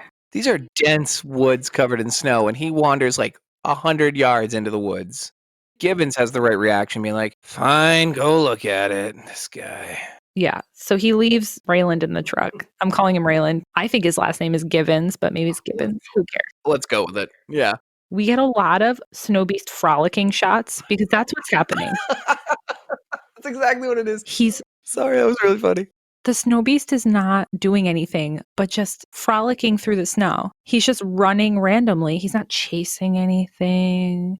He's not hunting anything. He's frolicking. He keeps running behind Barry, but apparently he's magically fast because Barry can't see him. He keeps turning around going, Some great reaction shots from Jay London. Yeah. So it lasted way too long. He had too many flashing by, jump scary type things happening. And then I wrote, oh, he got snowbeasted. I did not expect that at all. I didn't expect it at all because it's a great shot too. Like he does a final turnaround, it's right behind him, so we get London being like, and the Snowbeast just for a moment there because you don't see it happen. I'm like, how's he going to get out of this? Right, that's what I thought too because you don't see that he's dead. Because then we cut back to the truck, right? And Raylan's like, it's been long enough. Now Raylan's a very, very large man, so I didn't expect him to get out and trudge into the woods looking for Barry, but he does. Can I also ask, why is he so dirty? He's wearing a white shirt. It's very frumpy and it's covered in stains. They made every possible appearance of Raylan doesn't give a fuck. Down to the fact that he doesn't button his uniform. He doesn't clean his shirts. Nope. Doesn't want to hear Barry's conspiracy theories. At one point earlier, he was like, quitting time, and he just leaves the office. Raylan's just in it for the paycheck. So he falls and finds Barry's bloody hat. And then we see Snowbeast watching him. Then he falls again, which is a reused shot. Why? And he finds Barry's dead body. Oh, it made me so sad when we actually got the visual evidence. And then he gets eated too. He gets creepy snuck up on by the Snowbeast, which was one of my favorite kills. Because the Snowbeast like slowly is like climbing over his shoulder and you see it and then he just like pounces on him. It was a good shot. It was really silly. But it was also a really sad moment because there was an hour left in this movie and they were gone. So from this point on, I didn't understand what direction this movie was taking because I really thought, again, most of these movies are very predictable. So I was under the assumption that Raylan was probably going to get eaten. I thought he was going to get eaten in the truck while Barry was away. That's what my thought too, because they did do a shot back to him like waiting for a second while Barry was walking, I think. Right. So I assumed he was going to get eaten in the truck because I really thought that the London brother was going to be a bigger part of the movie and he was going to save the day sort of thing. I'm with you. This was one of the moments where I wrote, this was not what I expected, not a fan. And it's not because, I think Jason London or whichever he is a great actor and he should be in this movie. It's because the way they're setting up the characters. Mm-hmm. And I don't know, maybe they had to write him out because something happened. Maybe they only could afford him a few days, Maybe it was a Brad Dourif situation. Maybe. Who knows? Speaking of which, no Brad Dourif in this film. Why, Ian? Why not? I'm sorry. I will correct that mistake. Do you have anything else to add to that? Colossal disappointment? No, just disappointing. What could have been the theme of this podcast? So then we get them fixing a camera, and Rob falls through the thinnest layer of snow into the most massive cave. Well, it's actually, I'm sorry, it's not a massive cave. He falls through the thinnest layer of snow into a cave. I don't understand. They were out there the day before, messing around with the cameras. They had to set the camera up prior. Right. And he just falls through the snow as if they had never walked there before. So there's like bones and blood in this cave. You can see right away. For some reason, this reminded me of the scene in Jeepers Creepers where Justin Long falls down that shaft. Oh, yeah. Into the basement and like he's stunned at first and then he starts to look around and is like horrified of the place he is. In this cave, there are 2 very tiny piles of bones with just a little bit of blood. Yeah, there's not a ceiling plastered with the victims and everything. And a guy wrapped up in almost dead in a rag. But yeah, this is a fairly plain ice-walled cave with now it has a little sunroof where Rob fell through. Yeah. I was kind of surprised. So the cave is clearly made by the Snowbeast for his lair. The walls are like perfectly flat cut. I was impressed by the architecture. It's well made. Yeah. Snowbeast has a gift. Also, Jim's a dick to Rob when he fell down. Yeah, Jim like makes fun of him and is like, I guess I gotta come save you. Yeah, Jim laughs. Rob says like that he's hurt, and Jim's kind of like, yeah, no duh. And Rob's like, I'm the one who fell and hurt. Like, yeah, I bet you are. So Rob is stuck in this cave, which is ridiculous because Jim just walks right in through a very wide open passage. Why didn't Rob just try to walk out? Jim's like, I'll come find you. Why wasn't Rob like, well, hold on, there's a clear exit right here. I'll just come to you. Right before Jim walks in, we see Emmy. She looks away from the camera as the beast frolics by. She goes to fill like her coffee or hot chocolate or something. And then we cut back. Dad is looking for a way to get into the cave to save Rob. And he finds this huge opening that I don't know how they missed before this. One could call it a door almost. And then Emmy sees the Snowbeast on the camera and she calls the dad on the radio. Emmy is the worst person you could have had watching the screen because she sees a clear gorilla-sized Snowbeast coming. And all she says is, I see something. It's coming towards you. And Jim asks, what is it? And she goes, I don't know. And so he goes, okay, tell me more later. It's very strange. And this whole time, he's standing in the opening to the cave. He's coming toward the camera with an opening behind him. And this really bothered me. So I'm going to harp on this for a second. So he's coming toward the camera with the opening behind him. And then they shoot it again with him going away from the camera toward the opening, like it's a different spot. Like, it's not the way he just came in as if this is the way into the cavern that Huh, I didn't Rob catch is that. in. So they pretty much built the little cave that Rob is in. They built this little entranceway, and those are the only 2 sets they had. So they had to just use the entranceway as the entrance exit that they're walking back and Mhm. forth through. And they do it later in the movie too, and it irritates the heck out of me because it's very obvious. It's clearly not obvious to laymen like myself who didn't catch it. So then Emmy gets back on the radio and is like, it's gone from camera 2 to camera 3. Now it's in camera 4, and it's a giant gorilla-like thing. And we see it dancing past the cameras, basically. Like, it doesn't know they're there. It's hilarious. I love the Snowbeast. Then Rob and Jim are reunited. They find the snowboarder from the beginning frozen in the corner of the cave. Just kind of got some snow thrown on him, and he's blue and his eyes are open, and He's dead. And they're like, oh, we found the snowboarder. but he doesn't look hurt at all. So it's confusing. Yeah, because he was hit in the face, too. That's weird. I did say, so Emmy's watching all of this happen. She actually did a decent job of emoting, like, fear watching these screens. Yeah, most of the actors in this were good. Yeah.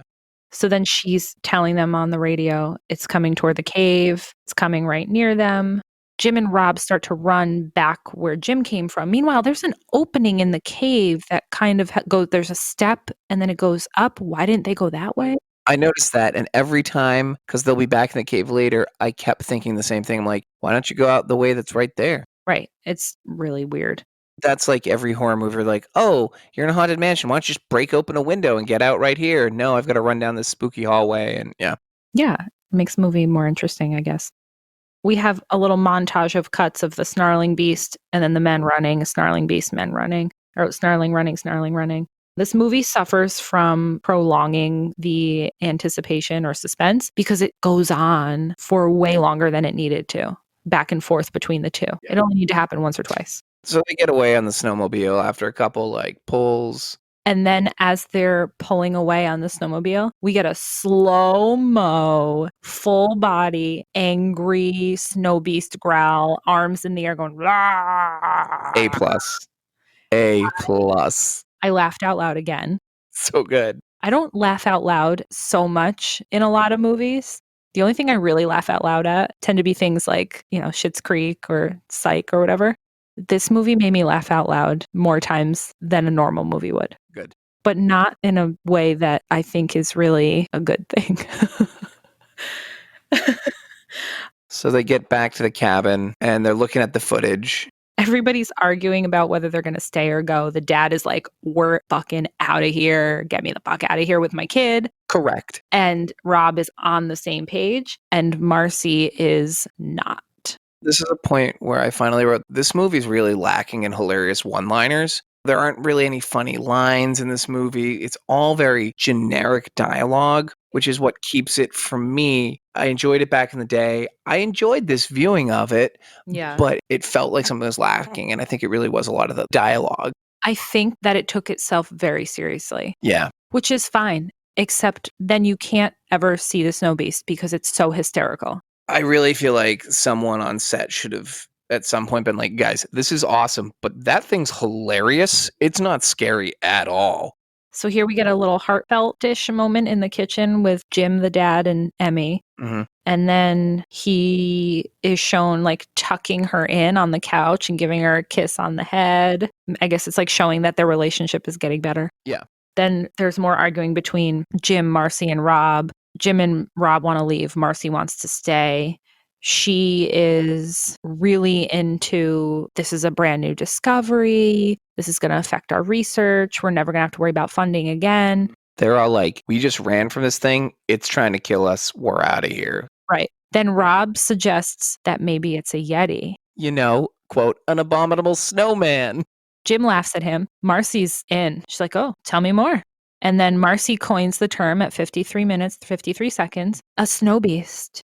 Because Jim's giving Rob a hard time because he's like, weren't the Yetis from the Himalayas? How would they get here? And Marcy goes, maybe it's a distant cousin, maybe a snow beast. That was one of the few lines I wrote down. I was like, all right, that's where it came from. So it's showing that she's very concerned about the funding and the money and the fame. And so I wrote a note, are they trying to make her unlikable here? And it turns out later, I think they probably were. but it's not really very successful because she's doing what a lot of researchers would probably do. So then Jim is making the argument why they're leaving. He wants them all to be safe. There's only one car, so they all have to go. Not just going to leave you with no transportation. Like a snowmobile 10 miles from town. I think it's more than 10 miles. I think I'm making that up, that it was only 10 miles. Doesn't matter. Then Marcy, I wrote this quote down. You're basing your decision off of fear. This is science. Leave emotion out of it. As she leaves emotion out of her entire performance in this scene. One could almost say this film. And then suddenly she just was like, she flipped a switch. Yeah. And that's why I think they're trying to make her unlikable. Yeah. I also wrote, first of all, you're allowed to be afraid in science because sometimes it's scary. So we're going to strap you to this giant rocket and launch it toward the heavens, but don't be afraid. I also appreciate that Rob flat out says, I'm afraid. Yeah. I'm scared and I want to go the fuck home. And there's another scene later where he says the same thing. He's like, I'm scared. I don't have to be the one who's saying everything's going to be okay. This is terrifying. He's not into toxic masculinity. Good on Rob. It comes up later too. So then they have a quick little blurb from Jim about how fear is fight or flight. It's a survival mechanism, which I appreciate because it's real. Minus the whole Yeti's second cousin thing, most of the science is not terrible in this. Well, because they don't really get deep enough to make it terrible. And I think that's a good thing. That's a very smart decision. So everyone's asleep on couches. I don't know if they're taking a nap or they fell asleep there for the night. And Marcy is shown sneaking out with a tranquilizer gun and her camera. And then this is where I wrote, this would have been way more fun with Ranger involvement. 100%. Absolutely. Because you could have had that whole argument scene with the non-scientist, and they could have been explaining those things to him, and it would have made more sense organically. They could have been having that whole argument with the Rangers and his conspiracy theory board. I'm not going to give up that I think they made a big mistake getting rid of them. Oh, agreed. You don't have to convince me. I'm with you. To our listeners, I'm not giving up. I will die on this hill. This is where you will slip and fall a million times, like everyone else in this film. Right. So then we see Marcy arriving in the woods. She drove the truck there. I have the same hat she's wearing. Not very warm for the Canadian Rockies. And then she's taking random pictures of trees and snow. So I loved this. So she gets out of the truck on a road, walks for a while. This is a very wide open wilderness. So the moment she stops to take pictures happens to be the exact hill that the Yeti pops up or the Snowbeast pops up over. Again, this is where he does the slow rise up from behind a hill, except this time he's chewing on a bloody arm and he's like, "Rawr." He's like annoyed he was interrupted. It was so hysterical. Again, I wrote, I laughed out loud. Did you have something you wanted to say? No, this scene was perfect. The Snowbeast is glorious in every time he's introduced. There's a slow-mo chase scene here, and she just is falling over and over again, and the Snowbeast is behind her, slow-mo running. It's so strange, and it takes, again, forever. I don't know how she gets away as far as she does, because she has horrible footing, keeps falling, but she makes it all the way back to the truck, which we've established was a long way away. It's because the Snowbeast was running in slow motion. Yeah, that has to be it, yeah. He was Baywatch running behind her. Right. So then we get a cut to Jim waking up on the couch and he notices that Marcy's boots are missing. And I wrote, is he the most observant man alive? Because Ian, as my husband, you would never notice that my boots are missing, ever. To be fair, you have 700 pairs of boots, so to notice one was missing. But that's also fair. I am not observant of that kind of stuff. Then we cut back to Marcy. She's in the truck. She keeps dropping the keys. My eyes were rolling out of my head. If we could leave this in the 20s or 90s, the whole I'm shaking my fingers too much to put the keys in the ignition thing. I understand being afraid and you shake, you have a little tremor, but it took forever. She dropped the keys like 5 times and her hands were shaking and oh my God. On the bright side, push button ignitions are going to really help people get away from monsters. That is very true. So then we get a cut back to Jim. He wakes up Rob on the couch to go save Marcy, apparently. Because in his mind, he's like, all right, she's clearly off to do something. It's got to be Snowbeast. She's going to be in trouble. So then we cut back to Snowbeast punching through the window. That was awesome. And then he rips Marcy out and tosses her like a rag doll. Oh my God, it was great. It was so good. It was so funny. Then the Snowbeast picks her up. This is new behavior for the Snowbeast. He's holding her up by the neck, choking her slowly. And then he smashes her down on the truck. What is that Is it a choke slam? That's a choke slam. Yeah. I know a little bit of the wrestling. What you didn't get to see was Sam's over-the-top choke slam gestures, which were on point. I've done a choke slam or two in my time. I do not doubt it. I'm kidding. That was a joke. I've never done that to my siblings. Maybe one. He deserved it. So here I wrote, well, she's super dead. Yeah. Which is very surprising. Because you had the fake animated blood gushing out of her head when she hit the truck. And so I wrote, wait, is the Snowbeast Kim the mom? Is she mad? Because that would have been an amazing twist. So this was one of those points in the movie where they set up the relationship with the dad like this was going to be the new partner that I, like with our ranger friends, was absolutely taken aback when she was killed here. Right. I assume she'd be a damsel in distress. And the fact that they're making these very weird choices makes me wonder what happened, because I'm sure it wasn't written this way originally. It makes no sense. That's or the if thing. it was purposefully to go against tropes and to do twists. Yeah, the Just M. like Night M. Night Shyamalan. Shyamalan. Yeah, because there are so many things that are just so close to being a logical story if they just made slight changes. But she's super dead. Yeah, I thought for a second that maybe they were going to bring her back, but the amount of blood gushing, that would have been hard to come back from. So then we cut to the men arriving at the truck, seeing it totally smashed up with blood all over it. And then Rob's in front of it, insisting on trying to get it to work. He's talking about trying to lift the hood, and then the blood is gone at this point. I got nothing. I don't know what happened to it. It evaporated. So to me, this was very practical. Oh, we need to get our vehicle working so we can get the fuck out of here. But it brings the story to a dead stop because we spend about a minute, which is not long, but it's long in movie time, trying to open the hood and start the car. And I'm like, we don't need to do this.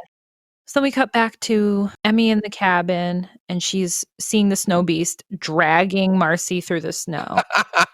Her lifeless doll of a corpse. Yeah. And she's horrified. She gets on the radio and tells her dad. Nobody's sad. The dad knew this woman and was practically in a relationship with her for at least 4 years, we find out. Not in a relationship for that long, but in a working friendship relationship. There were bonds of human contact together. And they just are sort of flippant. Oh, okay. It was weird. You would think there would be some sort of emotion. Yeah, it was silly. So they go back to the cabin. They have a brief argument where Rob's like, I'll be the one to go into the town in the snowmobile. And Jim's like, I'm the leader of this expedition. I will not let anyone else die on my watch. You stay here with my daughter. I'm going to go in. And then he goes, all right, you have two choices then, because Rob knows the area, it seems. You can follow the roads or you can go through the woods. To which I wrote, follow the fucking roads, Jim. Right. You don't not know the woods, and the monster lives in these woods. Yeah. But of course, he's like, well, it saved me 4 to 5 miles. Oh, it's faster. It's not about speed here. That's not a lot. It's not a lot on a snowmobile, and it's not necessarily about speed. You've been safe in the house. It's about not dying. You're going to be slower in the woods because of the impediments as opposed to the road. Mm-hmm. And as you said, that's the Snowbeast's fucking lair that you're going to drive your stupid ass snowmobile through. What are you thinking? You dum-dum. Dum-dum. He's going straight through the woods and he's going very slow. I was getting irritated. I would be ripping through there, Kind of urgent. So he's going to get help because the satellite's not working still. And he says to Rob, get the satellite working. Nothing ever comes of the satellite. No, it's just like a satellite dish on a stick in the woods that they fiddle with a couple times and never works. Emmy is monitoring him on the camera. On the walkie. I thought they were watching him on the... No, because they're only have 4 cameras and he's like taking these trails through the woods. Oh, okay. I thought they were watching him on at least one of them. So then Jim comes to a point in the trail where there's a tree across it. So he stops. I wrote Snowbeast trap. Right. That's what I thought. Did the Snowbeast set that trap? I mean, if I was a Snowbeast, I totally would leave traps like that Well, yeah, but then that means the Snowbeast has more intelligence than we gave it credit for. I think there's a possibility. That would have been more interesting. I mean, it knew to destroy the snowmobile. Why not give us a little bit more of that? Is it half human? Is it an alien? I don't fucking care. I need something to explain why this thing is intelligent. We're going to just come out and address it right now for all our listeners. You will never know anything about the origins of this snow beast because we didn't. I feel like it's been pretty clear that that's not going to happen. So, Yep. I know. You got to prep for this one. We're leaving this in. She's looking at her notes. This next moment is glorious, and she's trying to put it together, but she can't. So the dad is looking at this tree across the trail, and then we cut to the woods because he looks up to the woods. The snow beast is just standing there like a mannequin, growling loudly. Arms above its head. It was so hysterical. It looked like someone just put the suit on a mannequin and just stuck it on the hill, and they were just filming it from wherever they were standing. It was so hysterical. And I wrote, "It's a coming." That was such a good shot. I really, really love the shots of the snow beast in this movie. So the dad is driving again. He just totally bypasses the tree. Don't know why I didn't do that in the first place, but My question here is, how hungry is this snow beast? He must be starving. I actually want to go on a limb and say he's just really resourceful and he knows he can freeze food in his cave. So he's just always stockpiling. He's like a squirrel snow beast. But we've only seen him stockpile one tiny, scrawny snowboarder at this point. I mean, maybe it's just the start of his season. I'm thinking too deep for this movie. Then we get a random snowmobile montage. Of like the force seems like getting tighter on him because he's like panicking. I thought it was just him driving erratically. I mean, it could be that way too, but I just didn't, that was not my perception of what was happening. My thought was he went off the trail and was now like on his own navigating through trees. So he was kind of like out of control a bit, but also panicking because the snow beast is coming. Oh, maybe. I feel like that's giving this film too much credit. Yeah. Listen, we'll go with your version of events. And then for some reason in this montage, Jim is standing on the snowmobile as he's driving it and smashes his face on a branch and flies backward off of the snowmobile. So telegraphed too in the shot. So then he flies off. The snowmobile gently coasts down this very small hill and apparently explodes. Like surface to air missile explosion. Back at the cabin, they see a giant cloud of black billowing smoke. This is at 1 hour, 6 minutes, and 1 second. I just figured we needed to like throw a timestamp in. They're at the cabin. They see this massive smoke column. That snowmobile was It was a Yamaha, like your normal it was snowmobile. Polaris, It actually. was a Polaris, sorry. Madam Snowmobile has ruled. Rob and Emmy freak out, obviously. It rolled into like an ammunitions dump, right? Because it's the only thing that explained that explosion.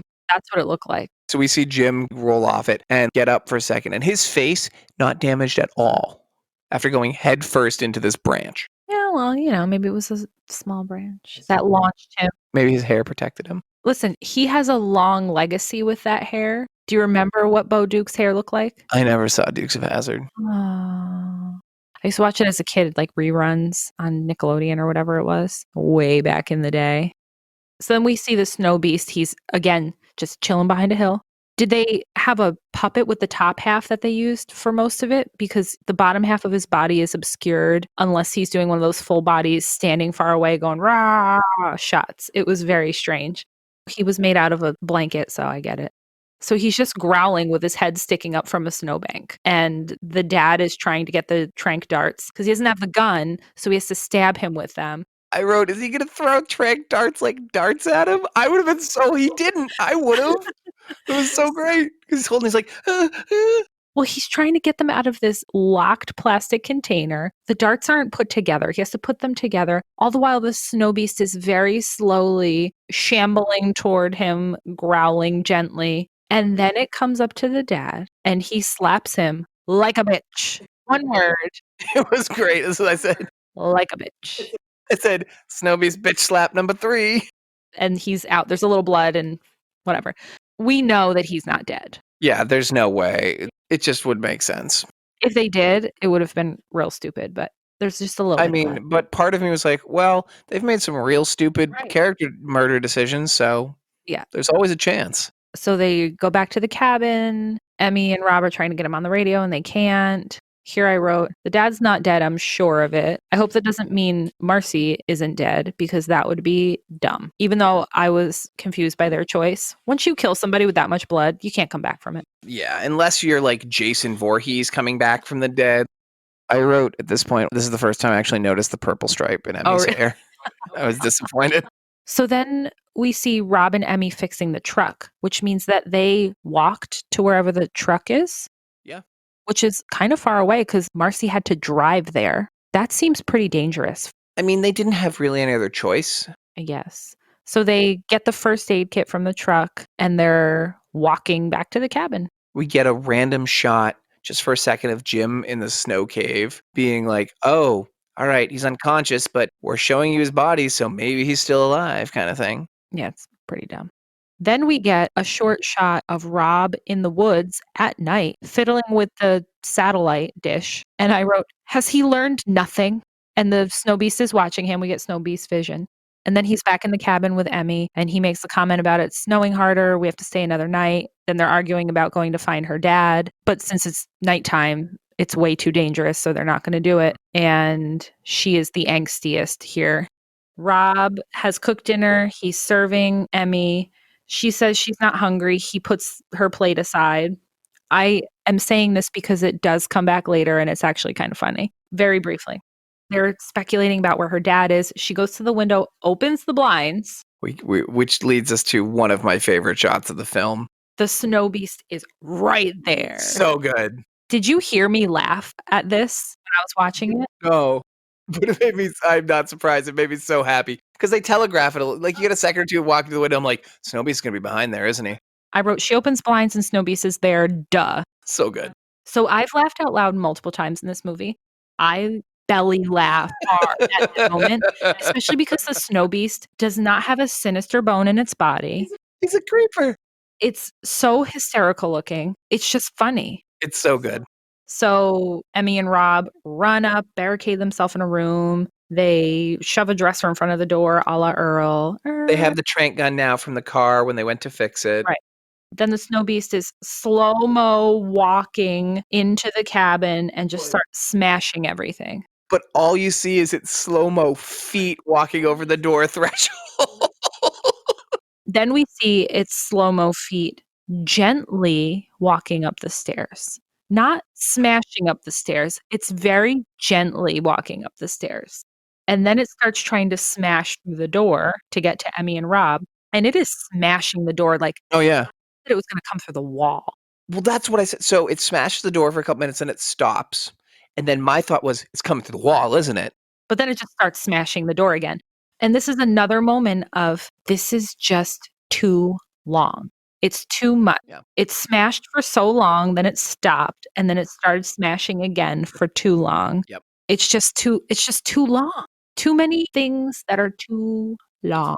It's particularly too long because it doesn't pay off. The snow beast just loses interest. Right. And goes away. Like they successfully thwarted it by putting a dresser in front of a door. So then at some time later, they're still in the room. They have a little bit of a callback to their truck conversation about the lynx hunting and how they hunt. And they're talking about how because it's nighttime. Oh, I wonder if the snow beast is more active at night. And they're like, no, but it's been active during the day, blah, blah, blah, whatever. Rob is being sort of scientific and saying this is its pattern of behavior, blah, blah, blah. And Emmy says to him, you're supposed to be brave and comforting. And he is unapologetically not. He says, I'm afraid. I'm going home. I don't give a shit. And I love it. I love it. He's not afraid to tell you how he feels, even if it's not necessarily what you'd expect. Right.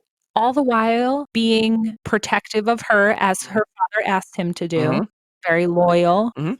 He's been helpful. It's been logical, too. He's been very logical. And he, up until this point, he's the only character I give any fucks about. Yeah. So then this is where we get Emmy asking a very real question, talking about her dad probably being dead. And she says, what am I supposed to do when I get home? What is my life going to look like? Like, I'm a teenager without parents. And Rob gives the most real answer you could give there. I don't know. Right. I don't know. And to me, I like that they put that in there because nobody talks about that shit. You have these horror movies where entire families are wiped out, people's livelihoods are destroyed, and shark. nobody talks about it. It's so strange. We cut to the morning, and I have a question. Mhm. So Emmy has really good hair. It's kind of curly, wavy. It's really pretty. It still looks really good. How? I mean, obviously it's a movie, but her hair looks real good. Girl takes care of herself. What can I say? I just liked it. I needed to comment on it. So they go downstairs. Emmy and Rob go downstairs and they find the house just wrecked. And he makes a comment, "Oh, it ate your dinner." It ate the dinner he put aside for her. It was pretty funny. Like you said earlier, this is a hungry snow beast. Yeah, I guess. Well, that was my thought too. You ate all those people and then you ate her pitiful little dinner. What's that all about? Making a point. So here is where Emmy makes a good suggestion. She says, why don't we go to its cave and see if my dad's there alive and try to save him? Rob says, we're going to need an offense. Which I think is one of the smarter approaches to a situation like this in a movie. Oftentimes you'll be like, all right, let's go to the basement of the chainsaw house where the chainsaw guy is. We're going to bring a candle.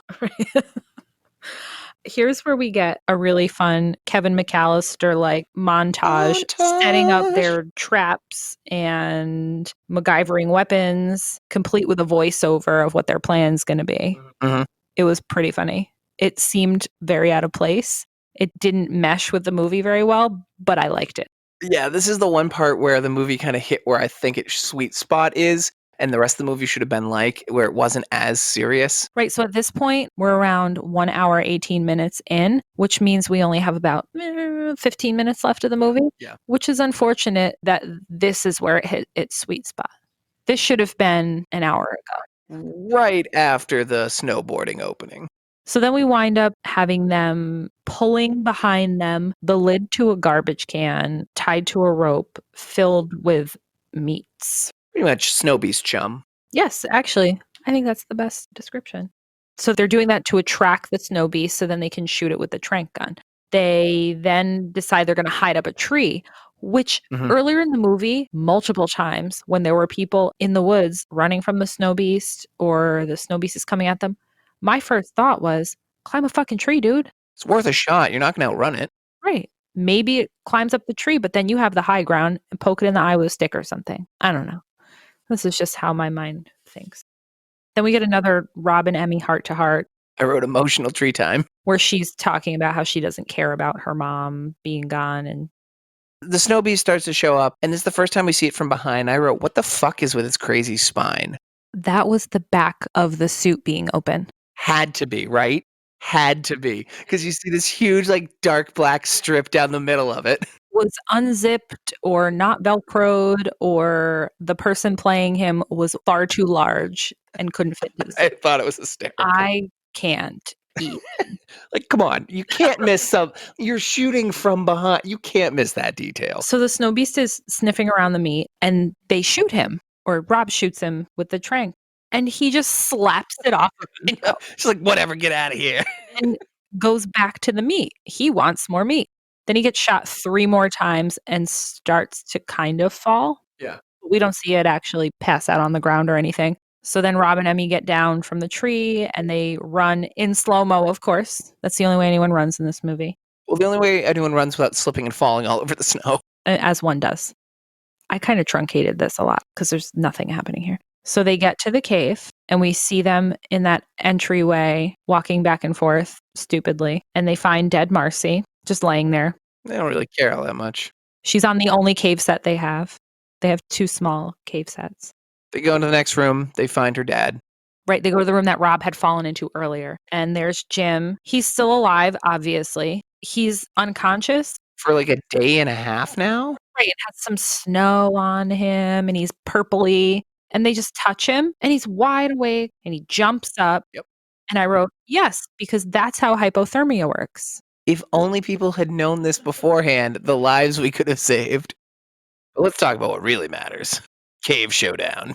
Very quickly, the beast arrives. Okay. Before we get into this, I have to say how incredibly frustrating, disappointing, and overall stupid this whole next part is to me. Yes. It made me angry. Everything about this made me angry, except for the snow beast. Not his fault that what happens happens. So Emmy and Jim run away and leave Rob in the cave. Listen, Rob pulls out a knife and tells them to run. He's gonna knife fight this motherfucker. I fucking love Rob. They run away without a second thought. Don't even look back. Never look back, in fact. Ever. Nope. Never. They don't even mention Rob in the cave again. No, never. So then Shouldn't Jim be like, I'm injured. I'm in a bad way. Let me try to save these two younger people. No, he doesn't. So then the knife gets slapped out of his hand. He picks up a femur to go at the snow beast. Gets a whack in. He tries to bone fight it. And then poor Rob, he just got left and the beast is just ripping him up. Yeah. And then it scratches him in the face and he dies. I liked how it did pull out, like, so it hits him, knocks him to the floor. He's like reaching for the knife, and we get a snow beast stomp for a second. Like, he's like, I do have legs, I can use them. But then he's like, I'm a wreck you with my hands. Yeah, I was very disappointed. So I'm putting my notes aside for a minute to rant a little. They set Rob up as this lovable doofus from the beginning, right? Mm-hmm. I assumed he would die early on. When he didn't, and his character switched to, the loyal savior of Emmy and protector and brave guy who gets into a knife fight with the Yeti to try to save them. And then they give him the most boring, stupid death. And they never talk about him again. And I don't understand what was the point of building his character, giving him all that development, making him into somebody that you actually are a little bit invested as you could be in a movie like this, making him into a more important character, probably the most important character besides Emmy. They're like the two leads at this point. Because the dad is a lead, obviously, but this guy, Rob, they've given him so much time and they've obviously put a little energy. He's had the most character evolution or development. Right. Well, he and Emmy equal, yeah. I assumed once he and Emmy got out of the house scrape that either he and Emmy or he and Emmy and Jim were all going to make it. Yes, absolutely. I thought he would get into the knife fight and one or both of them would be like, fuck this, we have to go back and save Rob. Like Jim was going to hit it over the head from behind or something, which, hey, why didn't you try that? Like you won't let any members of your team die and then you just abandon him. Yeah, so he was definitely abandoned in every way possible. And it was incredibly disappointing and it made me angry. So does the ending of this movie.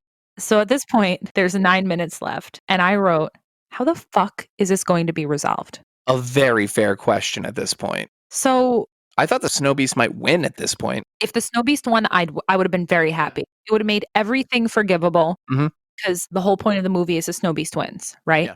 If they killed off every meaningful character and left the Snow Beast the victor at the end, I would have been totally fine with that. I would have also been okay with the Snow Beast is fine and Emmy is fine in like a valiant last minute thing. She gets away while her dad sacrifices himself. Would have been okay with that.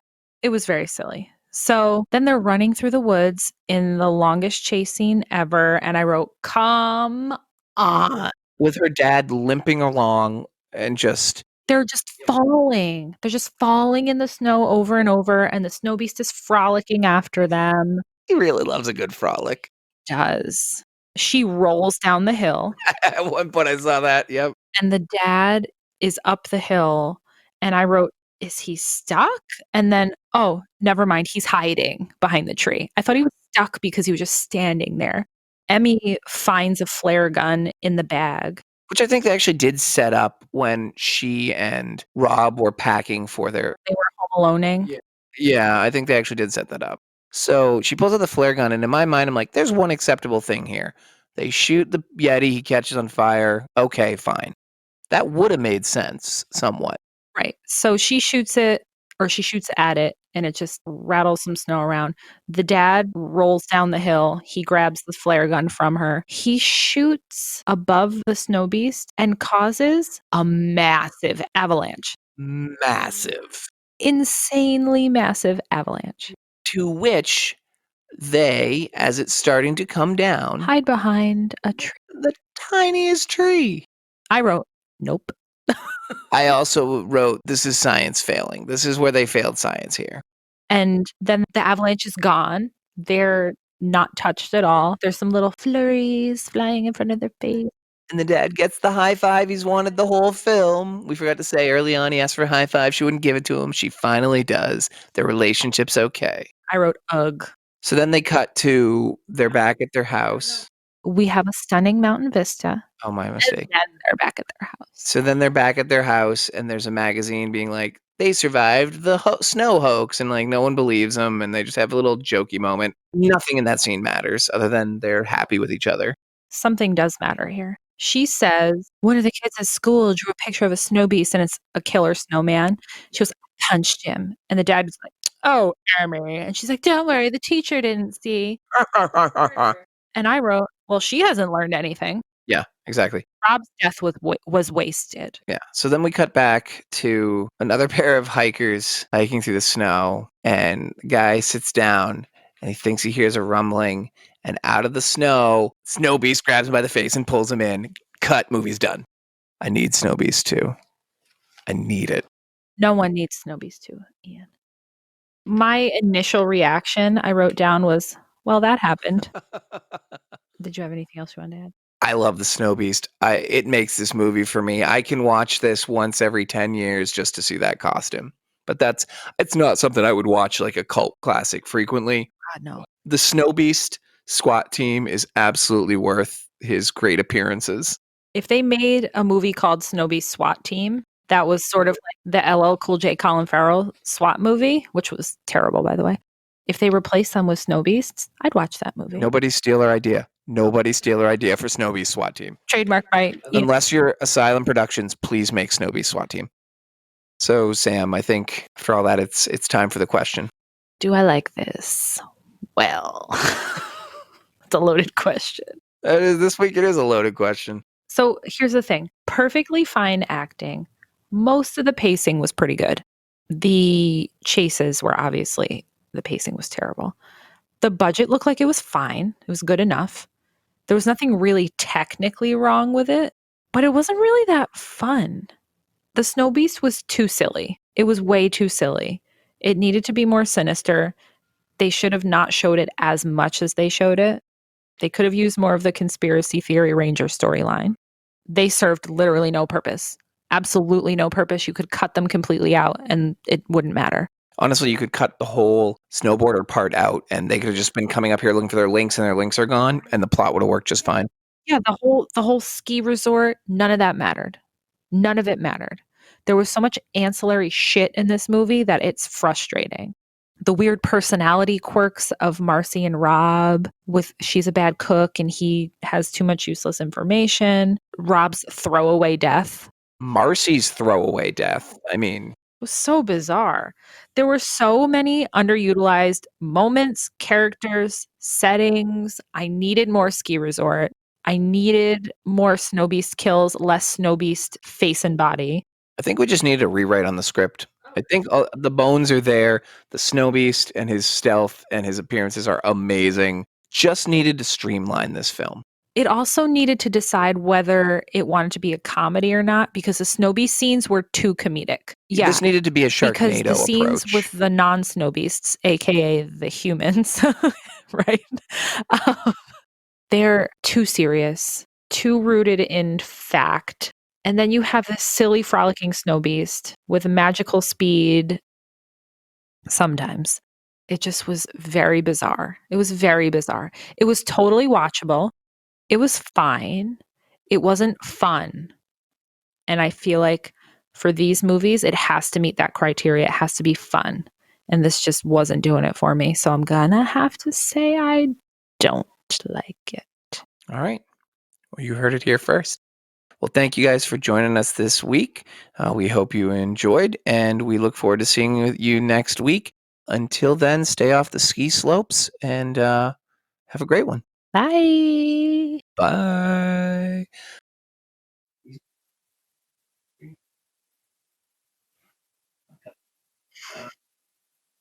All right, baby's awake. Want me to come back down?